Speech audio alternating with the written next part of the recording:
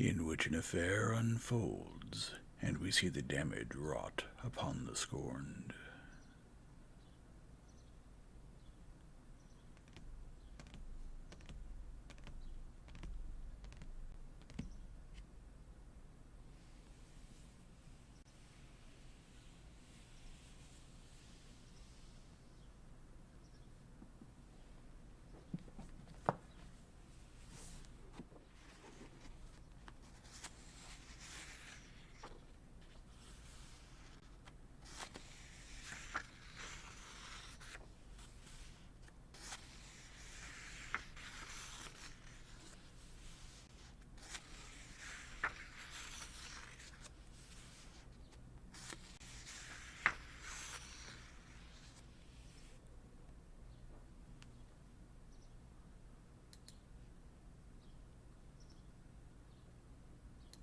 Chapter 28. When Alexi Alexandrovitch appeared at the races, Anna was already sitting in the pavilion beside Betsy, in that pavilion in which all of high society had gathered. She saw her husband from a distance. Two men, husband and lover, were the two centers of life for her, and she felt their nearness without the aid of external senses. She felt her husband's approach from a distance, and involuntarily watched him in the undulating crowd through which he moved. She saw how he came to the pavilion, now condescendingly responding to obsequious bows, now amicably, distractedly greeting his equals, now diligently awaiting a glance from the mighty of the world, and raising his big round hat that pressed down the tops of his ears. She knew all his ways, and they were all disgusting to her. Nothing but ambition, nothing but the wish to succeed, that's all there is in his soul, she thought. And lofty considerations, the love of learning, religion, are all just means to success. From his glances towards the ladies' pavilion, he looked straight at his wife, but did not recognize her in that sea of muslin, ribbons, feathers, parasols, and flowers. She realized that he was searching for her, but she deliberately ignored him. "Alexi Alexandrovitch," Princess Betsy called to him, "you probably don't see your wife. Here she is." He smiled his cold smile.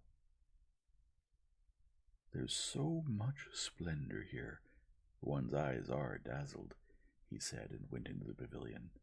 He smiled to his wife as a husband ought to smile, meeting her after having just seen her, and greeted the princess and other acquaintances, giving each what was due, that is, joking with the ladies and exchanging greetings with the men. Down beside the pavilion stood an adjutant general whom Alexei Alexandrovitch respected, a man known for his intelligence and cultivation. Alexei Alexandrovitch began talking with him. There was a break between races, and therefore nothing hindered the conversation. The adjutant general condemned races. Alexei Alexandrovitch objected, defending them. Anna listened to his high, even voice, not missing a word, and each of his words seemed false to her and grated painfully on her ear. When the 3-mile steeplechase began, she leaned forward and, not taking her eyes off Vronsky, watched him going up to his horse and mounting her, and at the same time listening to her husband's disgusting, incessant voice. She was tormented by her fear for Vronsky, but tormented still more by the sound of her husband's high and, as it seemed to her, incessant voice, with its familiar intonations. "I'm a bad woman. I'm a ruined woman," she thought, "but I don't like to lie. I can't bear lying, and lying is food for him," her husband. "He knows everything. He sees everything. What does he feel, then, if he can talk so calmly? If he were to kill me, if he were to kill Vronsky, I would respect him.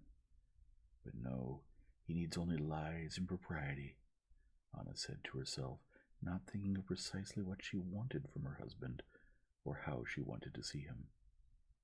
Nor did she understand that Alexei Alexandrovitch's particular loquacity that day, which so annoyed her, was only the expression of his inner anxiety and uneasiness. As a child who has hurt himself jumps about in order to move his muscles and stifle the pain, so for Alexei Alexandrovitch mental movements was necessary in order to stifle those thoughts about his wife, which in her presence and that of Vronsky, and with his name constantly being repeated, clamored for his attention.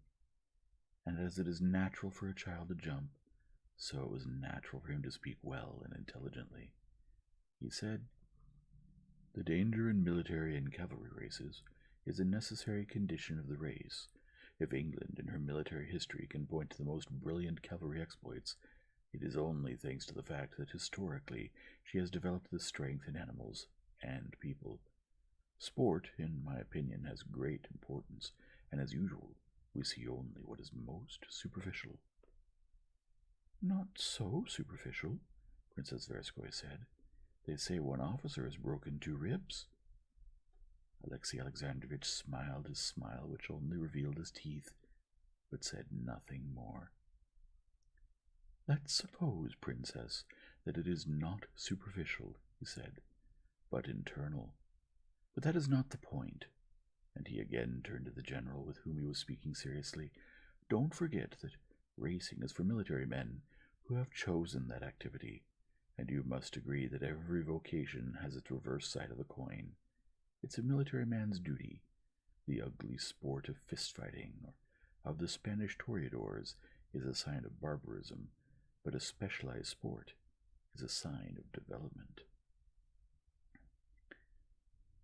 "No, I won't come next time. It upsets me too much," said Princess Betsy. "Isn't that so, Anna?" "It's upsetting, but you can't tear yourself away," said another lady. "If I'd been a Roman, I wouldn't have missed a single circus." Anna said nothing, and looked at one spot without taking her binoculars away. Just then a tall general passed through the pavilion, interrupting his speech. Alexei Alexandrovitch rose hastily but with dignity, and bowed low to the passing military man. "You're not racing?" joked the officer.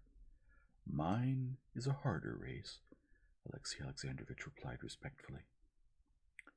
And though the reply did not mean anything, the officer pretended that he had heard a clever phrase from a clever man and had perfectly understood le point de la sauce. "There are 2 sides," Alexei Alexandrovitch went on, sitting down. "The performers and the spectators, and the love of such spectacles is the sure sign of low development in the spectators, I agree, but—" "A bet, Princess!" The voice of Stepan Arkadyevitch came from below, addressing Betsy. "Who are you backing?" "Anna and I are for Princess Kuzovlev," replied Betsy. "I'm for Vronsky. A pair of gloves." "You're on." "It's so beautiful, isn't it?" Alexei Alexandrovitch paused while the people around him talked, but at once began again. "I agree, but manly games—" he tried to go on. But at that moment the riders were given the start, and all conversation ceased. Alexei Alexandrovitch also fell silent, and everyone rose and turned towards the stream. Alexei Alexandrovitch was not interested in the race, and therefore did not watch the riders, but began absent-mindedly surveying the spectators with his weary eyes. His gaze rested on Anna. Her face was pale and stern. She obviously saw nothing and no one except one man. Her hand convulsively clutched her fan, and she held her breath. He looked at her and hastily turned away, scrutinizing other faces. "Yes, that lady and the others are also very upset," Alexei Alexandrovitch said to himself. He wanted not to look at her, but his glance was involuntarily drawn to her. He peered into that face again, trying not to read what was so clearly written on it, and against his will read on it with horror what he did not want to know. The first fall, Kuzovlev's at the stream, upset everyone, but Alexei Alexandrovitch saw clearly on Anna's pale, triumphant face that the one she was watching had not fallen. When after Makitin and Vronsky cleared the big barrier, the very next officer fell on his head and knocked himself out, and a rustle of horror passed through all the public. Alexei Alexandrovich saw that Anna did not even notice it, and hardly understood what the people around her were talking about. But he peered at her more and more often, and with greater persistence. Anna, all absorbed in watching the racing Vronsky, could feel the gaze of her husband's cold eyes fixed on her from the side. She turned for an instant, looked at him questioningly, and with a slight frown turned away again. I don't care, she all but said to him, and never once glanced at him after that. The race was unlucky. Out of 17 men, more than half fell and were injured. Towards the end of the race, everyone was in agitation, which was increased still more by the fact that the Emperor was displeased.